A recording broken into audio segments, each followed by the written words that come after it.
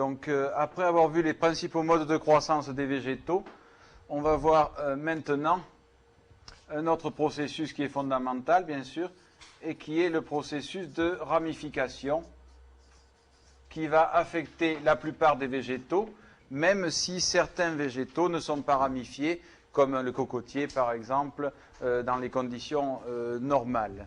Encore que l'on pourrait considérer que des inflorescences sont un type de ramification, évidemment. Alors la ramification va s'exprimer suivant diverses modalités, et tout d'abord, on va parler de ramification terminale ou latérale.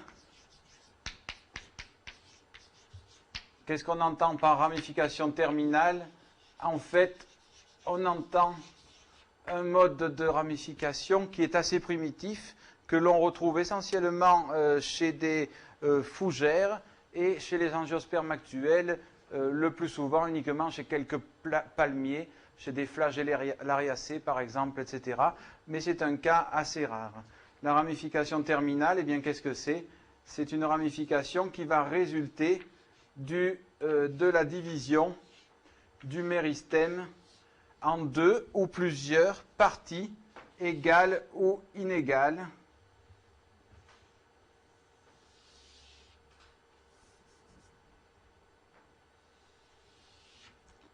Alors, comment va-t-on reconnaître cette ramification? Eh bien, vu que ça résulte d'une division du méristème apical, il n'y aura pas de préfeuille. Et c'est donc quelque chose de tout à fait particulier. C'est ce que l'on appelle parfois, lorsque la division s'effectue en deux branches, de la dichotomie, ou trichotomie si c'est en trois branches, sachant que les termes de dichotomie sont plutôt réservés aux fougères et à des organismes inférieurs pour lesquels il n'y a pas vraiment de méristème apical, mais plutôt une grosse cellule initiale apicale qui se divise. Donc ça c'est quelque chose que vous avez dû voir au cours de votre cursus.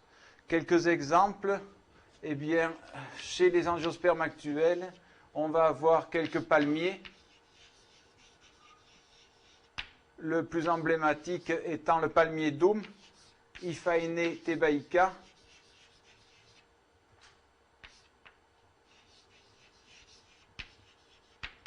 qui est un palmier emblématique avec ce type de ramification de la zone sahélienne africaine.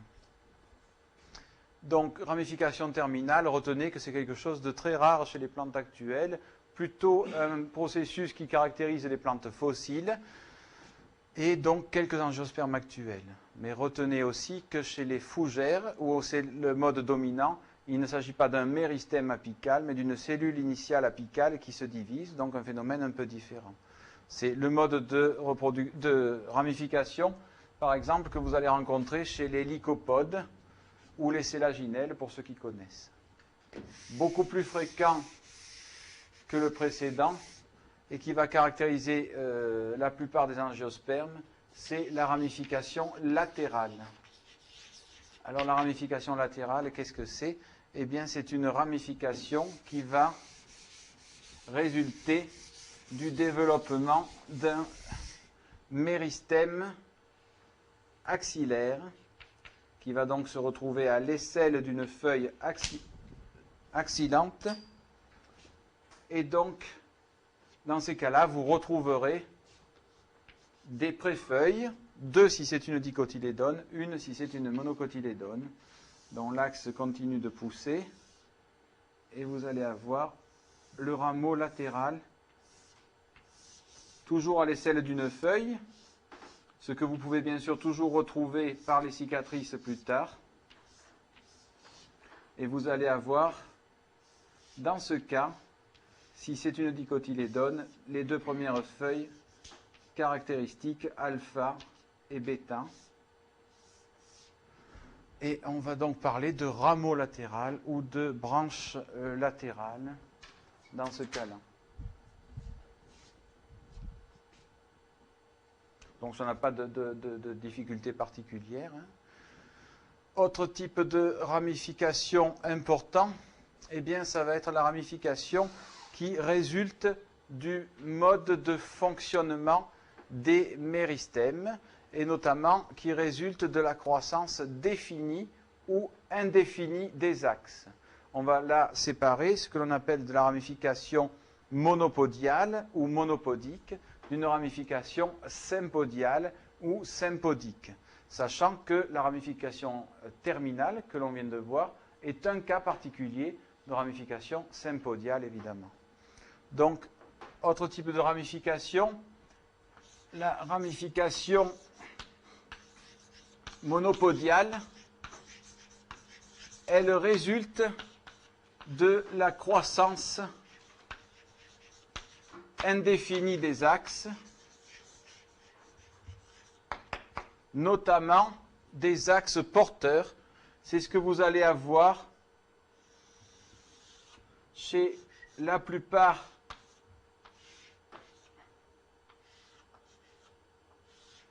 des conifères. Par exemple, on va citer comme exemple les pins, Pinus spp. Un autre exemple, ça serait les cyprès, le genre Cupressus, etc., etc. Pour ceux qui connaissent les tropiques, ce serait le cas des Cecropia parmi les pionniers américains ou des Musanga pour les pionniers vicariants d'Afrique.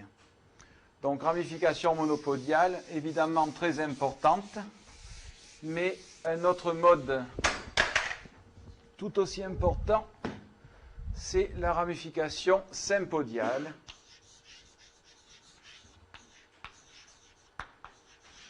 qui va résulter de la croissance définie des axes, que cette croissance définie soit due à une floraison, ou à une mort d'apex, ou à une transformation en vrille, en épine, etc.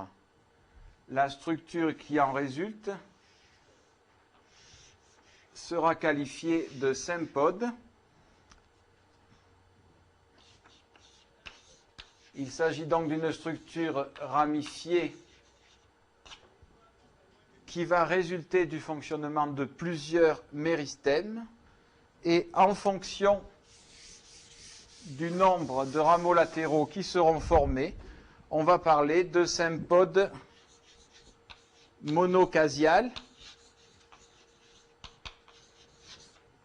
dicasial ou polycasial s'il y a plusieurs axes relais. On peut le dessiner aussi. En gros, plus de 2.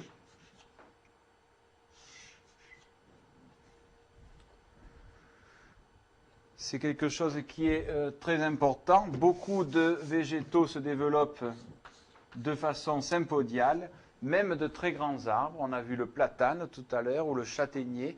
Ce sont des arbres qui ont un développement entièrement sympodial, qui n'est pas évident. Pourquoi? Parce que dans ces cas-là, au lieu de former un sympode tridimensionnel, comme je vous l'ai dessiné au tableau, eh bien, on va avoir un sympode linéaire, ce que les morphologistes allemands comme Troll appelaient des pseudo-monopodiums.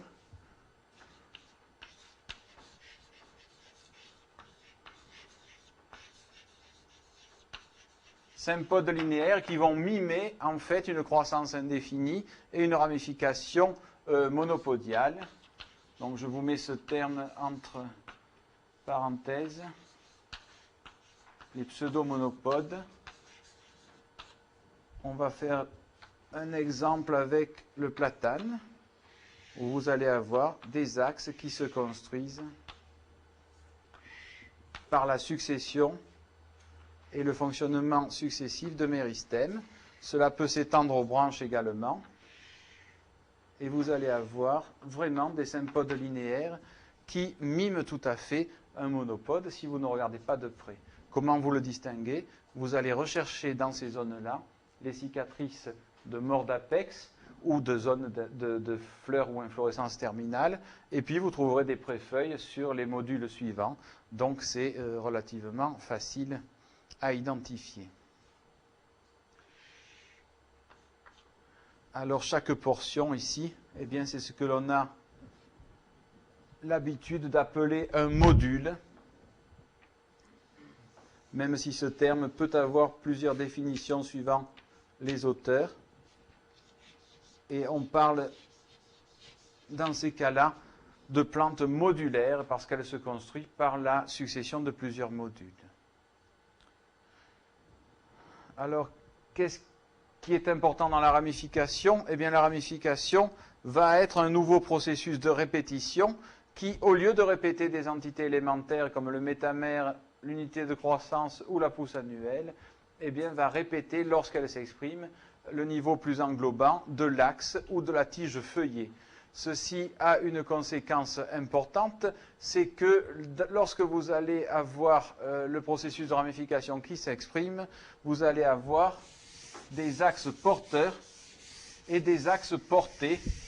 Et nous verrons plus tard que tout cela a des conséquences, évidemment, sur un autre phénomène qui est la différenciation morphologique.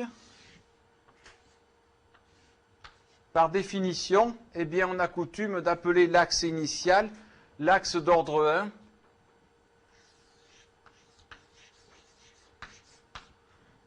Ceux qu'il porte sont des axes d'ordre 2 et ceux qui sont portés par les ordres 2 sont des axes d'ordre 3. Donc ceci permet de définir un peu la hiérarchie et les relations topologiques entre les divers axes d'une plante. On pourrait ici, dans le cas d'une plante sympodiale, aussi parler d'ordre apparent. Pourquoi apparent? Eh bien parce qu'un ordre correspond au fonctionnement d'un méristème. Et ici, vous voyez qu'une même succession linéaire est formée par plusieurs méristèmes. Donc on pourrait parler d'ordre apparent 1 ici. Je le mets entre guillemets. Ordre 2 et ordre 3 ici. Pour décrire ces systèmes ramifiés.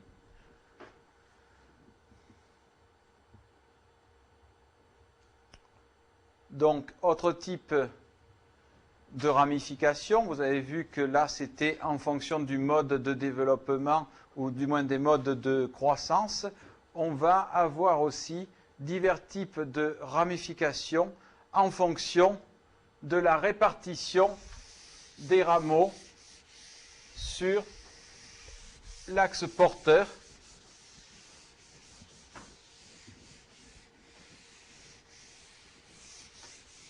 Et notamment, on distinguera trois types essentiels de ramification qui seront la ramification continue, la ramification rythmique et la ramification diffuse. Alors, qu'est-ce que ça veut dire tout ça? Eh bien, dans la ramification continue, nous allons avoir un rameau à chaque nœud. C'est un cas assez rare, c'est ce que l'on va rencontrer sur le tronc d'un caféier, par exemple, ou sur le tronc d'un goupia glabra, ou sur des troncs de mitragina, par exemple, qui sont des plantes qui vont avoir tous les nœuds ramifiés. Alors chez le caféier, évidemment, sur le tronc, comme les feuilles sont opposées, vous avez deux rameaux à chaque nœud, mais sinon, il ne va y avoir qu'un rameau par feuille en général. Donc ramification continue, on va citer ici le caféier par exemple, et d'autres. Ce n'est pas un mode de ramification très fréquent, mais que l'on rencontre essentiellement chez des plantes tropicales. La ramification rythmique, eh bien, est tout à l'opposé, c'est-à-dire que la ramification rythmique va caractériser des axes portés, regroupés par zone et donc en étage le long de la plante, c'est-à-dire que l'on va avoir des zones de ramification et des zones sans ramification. On a donc des étages de branches qui seront séparés par des zones non ramifiées. C'est un cas très fréquent, c'est le cas par exemple des pins, des sapins aussi, mais ce serait le cas des chênes, ce serait le cas du cacaoyer, pour prendre une grande diversité d'espèces, etc., etc. Et enfin, un autre type de ramification, c'est ce que l'on va appeler la ramification diffuse, qui va plutôt se définir par opposition aux précédentes, c'est-à-dire que on parlera de ramification diffuse lorsque toutes les aisselles ne sont pas ramifiées, mais que la ramification n'est pas non plus présente sur toutes les aisselles foliaires. Alors, les rameaux semblent répartis au hasard. En fait, lorsqu'on étudie plus finement avec des méthodes adaptées ce type de ramification, on s'aperçoit, comme c'est le cas chez les cupressacées que nous avons particulièrement étudiées, que la ramification se répartit en fonction de motifs très précis, même si ce n'est pas visible et perceptible simplement à l'œil nu. Donc, ramification diffuse, eh bien, on va citer les cyprès, le genre Cupressus, qui est un exemple typique de ramification diffuse, mais où, là encore, je vous le répète, il y a néanmoins une organisation très précise de cette ramification. Vous trouveriez ce genre de ramification également chez les tamaris, Tamarix gallica par exemple, que vous pouvez trouver abondamment dans certains endroits, également utilisés comme plante ornementale. Donc on illustrera tout ça tout à l'heure. On va également parler d'un autre type de ramification.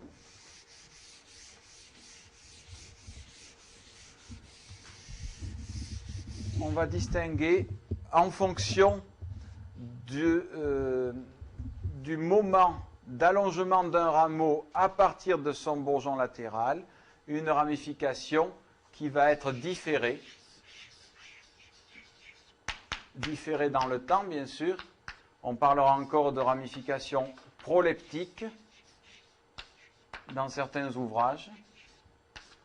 Et par rapport à cette ramification différée, on opposera une ramification immédiate que nous verrons ensuite. Dans la ramification différée, eh bien, on va avoir formation du bourgeon latéral à l'aisselle d'une feuille, puis croissance ou non de l'axe porteur, mais dans tous les cas, une phase de dormance du bourgeon latéral qui ne se développera qu'après une phase de repos. Donc, une ramification différée dans le temps.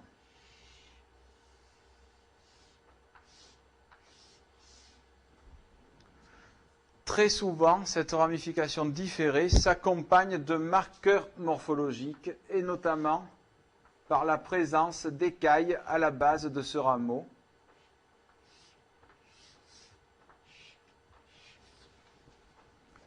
Ces écailles ou cataphiles eh bien, correspondent évidemment aux cataphiles qui entouraient le méristème latéral au sein du bourgeon latéral.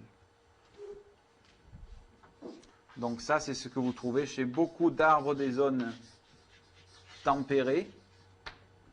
C'est le mode de développement particulier des chênes, mais aussi des frênes, des érables, des pins, des sapins, de la plupart des conifères, sauf les cupressacées, donc un mode très très fréquent. À l'inverse de cette ramification différée, eh bien, on va parler de ramification immédiate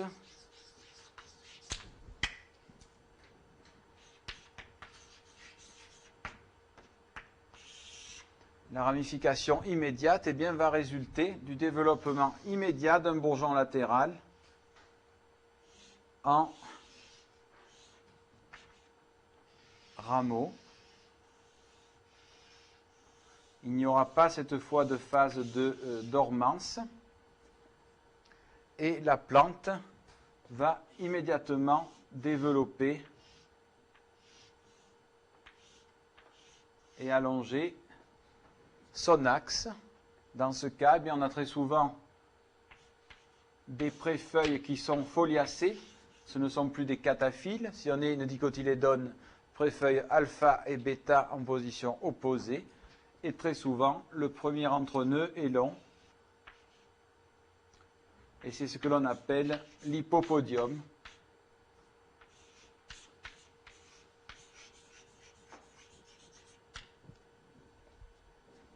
Donc deux cas très fréquents. La ramification immédiate, c'est ce que l'on va trouver par exemple chez un caféier. Chez aussi beaucoup d'autres espèces. Et puis c'est ce que l'on va rencontrer fréquemment sur des pousses annuelles vigoureuses de diverses espèces, comme par exemple le noyer dans certains cas, les notophagus ou bien encore les cyprès que l'on a vu tout à l'heure. On essaiera d'illustrer ça par les diapositives. Autre type de ramification, en fonction cette fois de la position privilégiée des rameaux sur l'axe porteur, c'est ce que l'on va appeler l'acrotonie, la basitonie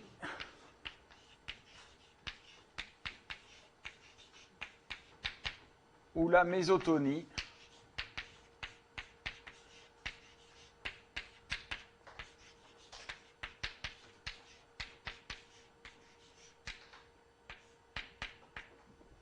L'acrotonie, eh bien, c'est le développement préférentiel des axes latéraux au sommet d'une pousse annuelle ou d'un axe. La basitonie, c'est ce que l'on va rencontrer sur quelques espèces. C'est le développement privilégié de rameaux à la base de l'entité porteuse, tandis que la mésotonie, c'est ce que l'on va rencontrer lorsque les rameaux seront de façon privilégiée dans la zone médiane d'une pousse annuelle ou d'une entité porteuse. Alors très souvent, on va dire, et vous trouvez ça dans la plupart des livres, que l'acrotonie est le moteur du pore arborescent, parce qu'on va regarder la plupart des arbres et on va trouver qu'ils ont des rameaux au sommet des pousses annuelles, mais ce n'est pas vrai chez toutes les espèces. Et très souvent, on oppose l'acrotonie et la basitonie en disant que la basitonie, c'est le mode de croissance privilégié des buissons. Mais dans ces cas-là, eh bien, on ne se réfère pas au même niveau d'organisation. Et si on prend par exemple un pied de sureau, Sambucus nigra, qui est par ailleurs cité comme un des exemples de basitonie, eh bien on s'aperçoit que certes, au niveau de la plante entière, la plante a une ramification basitone, mais si on regarde au niveau des pousses annuelles, eh bien on s'aperçoit qu'il y a là une acrotonie tout à fait typique. Donc vous le voyez, acrotonie au niveau des pousses annuelles et basitonie au niveau de l'arbre. Donc, attention de toujours préciser le niveau d'organisation auquel vous vous référez lorsque vous parlez d'acrotonie, de basitonie ou de mésotonie. La mésotonie est très souvent liée, pas toujours, mais très souvent, liée à la ramification immédiate chez beaucoup d'espèces.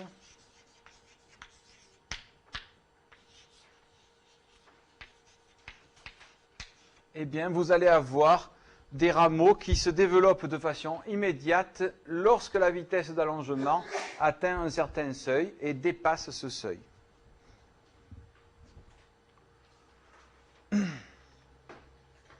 Donc retenez ces termes qui sont importants pour décrire les plantes, mais qui aussi génèrent des erreurs lorsqu'on ne précise pas le niveau d'organisation auquel ils se réfèrent.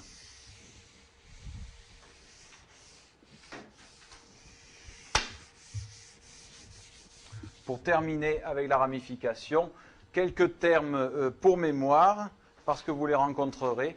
C'est la ramification en fonction de sa répartition privilégiée dans l'espace et sur l'axe porteur.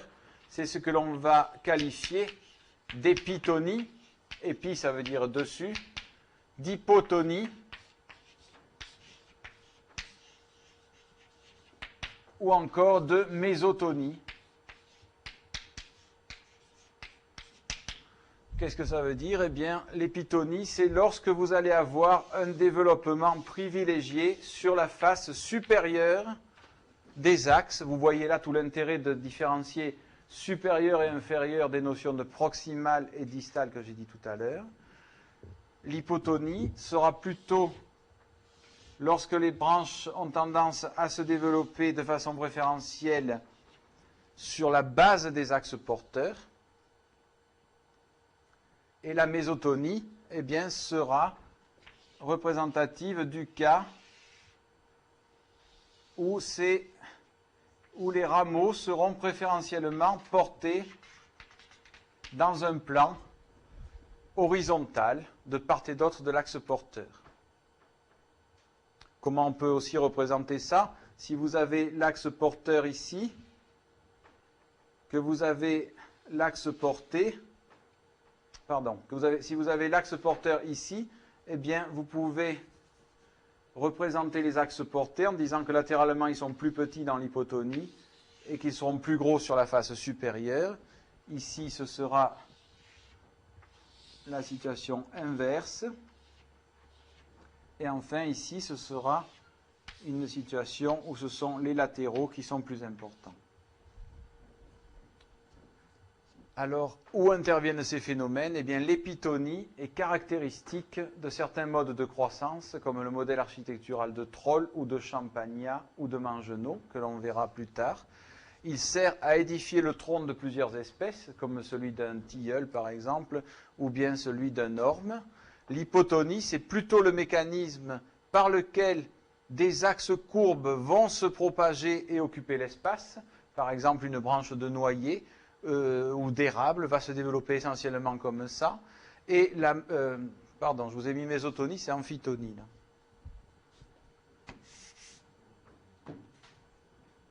C'était pour tester si vous suiviez, mais maintenant je suis fixé. Donc l'amphitonie, c'est le développement privilégié dans un plan. C'est typiquement une branche de sapin, par exemple, sachant que ces deux phénomènes, hypotonie plus amphitonie, interviennent très souvent dans l'extension des branches et peuvent se superposer. Chez les érables dont j'ai parlé, par exemple, bien très souvent, on a une superposition des deux. Donc, je vais vous illustrer ces divers cas. Donc, corriger amphitonie, où je me suis trompé tout à l'heure. Donc, la ramification, eh bien, quelle est sa place? Tout d'abord, certaines plantes, comme certains palmiers, ici le palmier dattier, eh bien, dans les conditions générales, ne se ramifient pas. Et vous n'allez avoir éventuellement comme ramification que des inflorescences latérales. Dans d'autres cas, par contre, eh bien, on va avoir des plantes ramifiées et cette ramification va pouvoir s'effectuer suivant diverses modalités, comme vous le voyez sur ce schéma. Qu'est-ce qui est important ici? Eh bien, c'est de considérer que de la même façon que la croissance correspondait au phénomène de répétition d'entités élémentaires le long d'un axe, eh bien, la ramification, qu'elle soit sympodiale ou monopodiale, va correspondre à un autre niveau de répétition. C'est l'axe, la structure de l'axe ou de la tige feuillée qui sera répétée. Rapidement, puisque nous l'avons vu, mais pour vous l'illustrer, un cas de ramification terminale, comment ça se passe? Eh bien, ça se passe par une division du méristème en deux ou plusieurs parties égales ou inégales. Vous voyez ici le sillon qui se prolonge. Eh bien, tout ça va donner naissance à deux axes, sachant que ces axes n'auront pas de préfeuille. C'est ce qui les différenciera des cas que nous verrons après. Dans sa forme primitive, entre guillemets, eh bien, chez les Lycopodiacées actuelles, par exemple, ou les fougères, c'est essentiellement une grosse cellule apicale initiale qui va se diviser. Il n'y a pas là de méristème au sens où on l'a vu chez les angiospermes avec plusieurs petites cellules. Chez les plantes actuelles, eh bien, on va trouver de façon très spectaculaire ce phénomène chez le palmier doum, Iphaene thebaica, qui, vous le voyez ici, se divise par ce mode de division, et aussi chez diverses espèces de palmiers qui ont été décrites notamment par Dransfield à Madagascar. De façon non systématique, c'est ce type de ramification que vous allez trouver chez des Mammillaria, qui sont des cactacées, où vous voyez le mode de division, une première scission ici qui a donné ces deux morceaux, et une autre scission qui forme ce 8 au milieu, qui va entraîner la division de ces cactus. Pour ceux qui sont amateurs de cactus, très souvent, dans des collections de Mammillaria, vous avez toujours des individus qui se divisent de la sorte. Alors la ramification latérale, par contre, c'est celle qui va naître à partir d'un méristème latéral ou d'un bourgeon latéral. Vous voyez ici l'apex d'un pois, Pisum sativum. Vous voyez le méristème terminal ici. Vous voyez les méristèmes latéraux. Ici, une ébauche de feuilles. Sur la partie plus âgée, un autre méristème latéral, une ébauche de feuilles. Ici aussi, méristème latéral, ébauche de feuilles. Et là, cette partie-là, c'est donc un méristème latéral qui lui-même va différencier des ébauches de feuilles ici et qui va donner une structure classique, c'est-à-dire un rameau latéral à l'aisselle d'une feuille, comme vous le voyez chez ce néflier du Japon, avec, comme nous sommes chez les dicotylédones, deux préfeuilles, alpha et bêta, bêta est caché là derrière, qui sont en position donc latérale. La ramification latérale, eh bien, on va l'identifier grâce à la présence des préfeuilles, c'est ce que l'on a vu tout à l'heure. Donc les préfeuilles alpha et bêta latérales chez les dicotylédones, donc qui sont positionnées de part et d'autre de l'axe par rapport à l'axe porteur et à la feuille axillante, ou bien chez les monocotylédones par une seule préfeuille bicarénée et adossée que vous voyez ici sur ce diagramme. Donc vous l'avez ici de profil et dessous sous forme de diagramme. Alors ces préfeuilles, pour pas que ça reste virtuel, elles peuvent être écailleuses ou chlorophylliennes. Ici, chez une sauge, Salvia guaranatica, vous avez la feuille axillante, ici le rameau latéral, l'axe porteur, et vous voyez cette position latérale des deux préfeuilles alpha et bêta, tandis que chez cette graminée, vous observez l'axe principal ici, et la structure très particulière des préfeuilles de monocotylédones, qui sont bicarénées, c'est-à-dire qu'elles enserrent ici les axes qui sont les axes latéraux. Donc ça, c'est la feuille axillante. Je l'ai volontairement disséquée, parce que chez les graminées en touffe, très souvent, vous n'y voyez pas grand-chose. Vous trouvez l'axe porté, donc l'axe latéral, sa feuille axillante, qui naît ici, et puis sa préfeuille alpha adossée, qui est très visible dans ce cas-là. Alors, les types de ramification en fonction du mode de croissance, notamment défini ou indéfini. Si la plante a une croissance définie, eh bien, indéfinie, pardon, on va avoir une ramification dite monopodiale, c'est-à-dire que les axes sont formés par un même et seul méristème qui perdure pendant la durée de vie de la plante. C'est le cas chez le sapin à gauche, mais aussi chez les séquoias, Séquoia dendron giganteum, où le même méristème peut fonctionner pendant des centaines d'années pour donner le tronc que vous connaissez, bien entendu.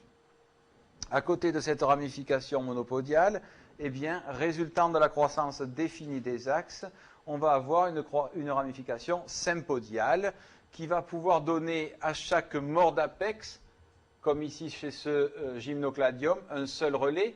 Notez encore ici que vous repérez très facilement la cicatrice de la feuille axillante, l'apex qui est mort et nécrosé. On retrouverait ici les préfeuilles, une de chaque côté, si on disséquait cette plante. Lorsqu'il y a un seul relais, eh bien, on parle de sympode monocasial. Lorsqu'il y en a deux, comme chez cet Opuntia diadema du nord de l'Argentine, on parle de sympode dicasial. Ce que vous voyez ici, c'est la cicatrice de l'inflorescence qui est tombée. Ou lorsqu'il y a plus de deux relais, comme chez ce frangipanier, eh bien on parle de sympode polycasial. Donc, vous le voyez, chez les plantes sympodiales, eh bien, la plante se construit par une répétition d'entités à croissance définie. Cette entité, c'est ce que l'on appelle un module, d'où le nom que l'on donne parfois de plante modulaire à ces plantes. Ce module est constitué d'une portion d'axe végétatif qui se termine par un apex transformé en structure incapable de poursuivre une croissance végétative. La plante se construit par un empilement de ces structures. Ici, chez Yucca brevifolia, encore appelé arbre de Josué, du sud-ouest des États-Unis, vous voyez le tronc, qui est en fait le premier module, qui a présenté une inflorescence terminale. Et ensuite, vous voyez les différents modules qui se succèdent avec les cicatrices, ici on les verrait, des inflorescences terminales. Cette plante donc se construit par un empilement, une succession de structures plus ou moins équivalentes que l'on va appeler des modules. Alors dans certains cas, eh bien, la plante va mimer un monopode et vous allez avoir des axes plus ou moins rectilignes. Ici, chez une Araliacée, par exemple, Fatsia japonica, vous trouvez la cicatrice des inflorescences, c'est là où il y a des croix. Ce sont de très grandes inflorescences qui vont être déjetées et la plante se construit par une succession de relais, comme vous le voyez là. C'est donc une succession linéaire de sympodes qui miment un monopode et on parle dans ces cas-là de sympodes linéaires ou de pseudo-monopodes. Alors, suivant les plantes, eh bien, on va avoir plusieurs cas possibles. Un platane, par exemple, va présenter des axes qui sont où il y a une mort d'apex à chaque unité de croissance, comme vous le voyez là. Il s'agit donc d'un sympode parfait et régulier. Dans certains cas, chez des plantes monocycliques, eh bien, vous allez avoir mort d'apex tous les ans à la fin de l'unité de croissance. Ou bien alors, chez certaines plantes, vous aurez, même en cas de polycyclisme, une mort d'apex à la fin de chaque unité de croissance. Et puis, parfois, comme c'est le cas chez les chênes, par exemple, une mortalité plus ou moins aléatoire, mais qui sera d'autant plus importante que l'on est sur la dernière unité de croissance des pousses annuelles, comme vous le voyez là, pardon, excusez-moi, ou encore sur ce cas-là, donc une mortalité qui est plus ou moins aléatoire. Parfois les unités de croissance meurent, parfois l'apex ne meurt pas, etc. Donc tout ça donne naissance à une notion d'ordre de ramification. Chez ces deux types de plantes, eh bien, on va pouvoir définir un axe principal que l'on va appeler l'ordre 1 de ramification, que ce soit une plante monopodiale ou une plante sympodiale, avec des sympodes linéaires, puis des axes qui sont portés par ce tronc, ce sont les ordres 2 de ramification. Enfin, des axes portés par ces branches, ce sont les ordres 3 de ramification. Dans un cas, eh bien, on va avoir un ordre réel, puisque chaque axe est formé par un seul et même méristème. Dans d'autres cas, il s'agira d'un ordre apparent, puisque ces axes sont formés par des méristèmes différents. Autre type de ramification, en fonction de la répartition des rameaux sur l'axe porteur. Tout d'abord, la ramification continue. Vous avez au niveau de chaque aisselle un axe latéral qui est porté, comme ici chez Goupia glabra. Vous voyez donc ce que représente cette ramification continue. On va avoir la même chose chez diverses rubiacées, ici un mitragina, avec des feuilles opposées, mais donc la plante porte deux rameaux à chaque nœud, puisqu'il y a deux feuilles. À l'inverse de cette ramification continue, la ramification rythmique, avec ici des cécropias par exemple, où vous allez avoir des zones non ramifiées qui alternent avec des zones totalement ramifiées et des branches donc qui sont regroupées par étages. La même chose chez beaucoup d'arbres forestiers, ici un érable par exemple, où vous observez ces étages de ramification. La ramification est donc qualifiée de rythmique. Enfin, dans la ramification diffuse, il s'agit de tous les cas qui ne rentrent pas dans les deux premières catégories, notamment ici chez le jojoba, Simontia jojoba. Vous voyez que l'on a des phases ramifiées et des feuilles qui ne portent pas de rameaux, mais cette alternance, disons, ne présente pas d'étage de branches comme dans la ramification rythmique. La même chose chez des cupressacées, où là les feuilles sont petites, en général verticillées ou opposées, et où vous observez des nœuds qui portent plusieurs ramifications, d'autres qui n'en portent pas, et d'autres qui n'en portent qu'une. La ramification est répartie le long de l'axe, mais d'une façon qui ne présente pas d'étage de branches. Comme je vous l'ai dit, cela ne veut pas dire que dans la ramification diffuse, tout est réparti au hasard, et on peut, avec des méthodes mathématiques appropriées notamment, révéler la répartition précise de ces ramifications.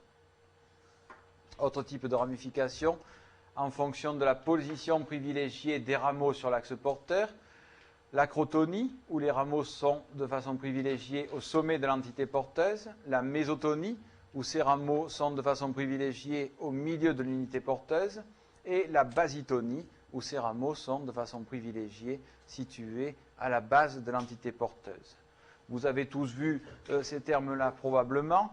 Dans l'acrotonie, eh bien, on va avoir des rameaux qui se situent de façon préférentielle au sommet. C'est ce que vous voyez à droite chez un érable ici, et puis à gauche chez un frêne. Bien sûr, cela reste perceptible pendant de nombreuses années, peut-être plus encore sur les zones âgées, puisque seules persistent les grosses branches les plus au sommet de l'axe. On va distinguer, suivant que les plantes ont une ramification monopodiale ou sympodiale, une acrotonie dite primaire, c'est-à-dire que l'axe porteur a une croissance indéfinie. C'est le cas chez les pseudotsugas, chez les épicéas, mais aussi chez tous les pins, comme ici un pin radiata. Et ensuite, on va distinguer une acrotonie secondaire, où l'acrotonie est manifeste sur l'entité porteuse, qui a par ailleurs une croissance définie, le plus souvent par mort d'apex, mais aussi éventuellement par transformation en fleurs ou inflorescence. C'est ce que vous allez observer chez les platanes. Ici, une mort d'apex qui est détaillée là. Vous voyez que les branches sont préférentiellement au sommet. C'est ce que l'on va avoir aussi chez beaucoup d'ulmacées, où les croix ici représentent les morts d'apex, mais vous voyez que les rameaux sont de façon privilégiée répartis au sommet. La basitonie, eh bien, va être manifeste chez certains buissons, mais dans ce cas, elles affectent la plante entière. C'est le cas chez les Ingibéracées, ici un Phéoméria par exemple, où la ramification apparaît toujours à la base. C'est également le cas chez ce cactus, où vous voyez que la plante devient une plante en touffe par une basitonie privilégiée, mais c'est aussi le cas de certaines plantes au niveau des pousses annuelles, comme ici un Cinnamomum, où vous observez que la ramification est basitone au niveau de l'unité de croissance. À côté de ces modes, eh bien, la mésotonie, qui considère une ramification privilégiée au centre de l'entité porteuse, c'est le cas chez le cèdre par exemple, ou encore sur des rameaux immédiats de Notophagus, où vous avez le début de l'unité de croissance ici, la fin là-haut, et où vous voyez ces rameaux qui se positionnent de façon privilégiée au centre de cette unité. Ces structures peuvent évoluer au cours du temps. Par exemple, chez le cèdre, les pousses vigoureuses sont mésotones, tandis que les pousses de l'année suivante rétablissent une acrotonie par la ramification différée de cette même pousse. Donc vous le voyez ici, la pousse de l'année chez le cèdre, qui est mésotone, c'est ce qui correspond à la partie gauche du document, et sur ces rameaux-là, sur cette pousse mésotone, vont se développer préférentiellement des rameaux au sommet, et on passe donc à une acrotonie l'année N+1. La même chose se passe avec une acrotonie secondaire, ici chez le cognacier, des rameaux mésotones, morts d'apex, et l'année suivante, eh bien, une acrotonie caractéristique de la ramification différée. Alors, comme je vous l'ai dit, il faut faire très attention puisque ces termes sont souvent employés à des niveaux différents. Ici, un buisson de sureau, par exemple, la plante au niveau de la plante entière est basitone, tandis que les pousses annuelles elles-mêmes sont parfaitement acrotones, comme chez un arbre. De la même façon, il a pu être montré que chez des arbres qui ont des pousses annuelles à ramification acrotone dans la couronne, eh bien, on peut très bien avoir, lors des phases de dépérissement, des rejets basaux qui, eux, au niveau de la plante entière, définissent une ramification basitone. Pour terminer, la répartition de la ramification par rapport à la pesanteur sur l'axe porteur. Lorsque les rameaux les plus développés se situent à la base de l'axe porteur, dans sa partie basse, on parle d'hypotonie. C'est le cas, par exemple, de l'accroissement de branches courbes, comme les branches de noyer. Lorsque les rameaux les plus développés sont en position latérale, on parle d'amphitonie. C'est le cas sur une branche de sapin. Ici, bien sûr, elle a été redressée. Et enfin, lorsque les rameaux les plus développés se situent sur la face supérieure de l'axe porteur, on parle d'épitonie. Et l'épitonie est un phénomène par lequel se construisent divers axes. Vous le voyez ici, le tronc d'un Diospyros lotus, par exemple, qui se construit par l'empilement de ces parties épitones d'axes. L'hypotonie, eh bien, c'est le mécanisme par lequel des branches courbes vont s'étendre et se développer. Vous le voyez ici chez un Opuntia américain, mais vous le voyez également chez un noyer, où vous voyez cette hypotonie très marquée, très typique du genre Juglans en général. Ici, chez une variété fruitière, vous observez cette forme particulière qui donne cette forme en coupe à l'arbre adulte.